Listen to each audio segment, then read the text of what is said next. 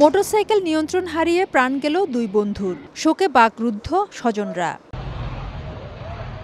শুক্রবার বিকেলে চট্টগ্রামের পতেঙ্গা সমুদ্র সৈকতে মোটরসাইকেলে করে ঘুরতে যান ট্রাক চালক দুই বন্ধু মোক্তার ও রুবেল। মধ্যরাতে ফেরার পথে দ্রুতগতির মোটরসাইকেল নিয়ন্ত্রণ হারিয়ে এলিভেটেড এক্সপ্রেসওয়ের রেলিংয়ে ধাক্কা লেগে ছিটকে যান দুজন। ঘটনাস্থলে একজনের মরদেহ বিদ্যুতের খুঁটির সঙ্গে পড়ে থাকতে দেখা যায়, অন্যজনের মরদেহ সড়কের পাশে পড়েছিল। পরে ফায়ার সার্ভিস মরদেহ উদ্ধার করে পাঠায় চট্টগ্রাম মেডিকেল কলেজ হাসপাতালে। হঠাৎ করে ভাইয়া মারা যাওয়ার পর তার পরিবারটা এখন তো পুরো একটা বিপদের মধ্যে।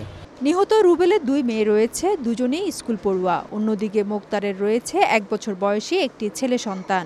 সংসার তো আগে চলতো, এখন তো আল্লাহ সবই তো শেষ করে দিছে, এখন কি করব। নিহত রুবেলের গ্রামের বাড়ি কুমিল্লার হোমনায় আর মোক্তারের বাড়ি ফরিদপুরে। পরিবার নিয়ে নগরীর মাদারবাড়ি এলাকায় থাকতেন তারা। ফেরদৌস লিপি, সময় সংবাদ, চট্টগ্রাম।